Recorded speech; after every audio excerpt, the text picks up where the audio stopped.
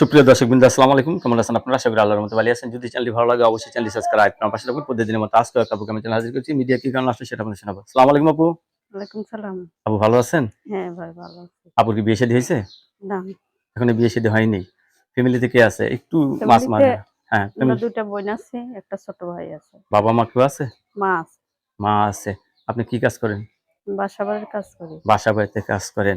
ফ্যামিলির সমস্ত দায় দায়িত্ব আপনার। হুম। যে আপনার বিয়ে হয়ে চলে গেলে এই দায় দায়িত্ব নিবে কে? বিয়ে হয়ে চলে গেলে দায়-দায়িত্ব যে আমার বিয়ে করবে সে তার নিতে হবে। আমার তো ছোট ভাই বড় ভাই নেই। ও, যে কিছু হলে পালন করতে হবে আরকি, ঠিক হুম। না? আহ লেখাপড়া করছেন কিছু? না, লেখাপড়া নিজের নাম ঠিকানা করতে পারি। বাসা বাড়িতে কাজ করে যে টাকা পান এই টাকা দিয়ে সংসার চালাচ্ছেন হুম, আপাতত, হুম। ঠিক না?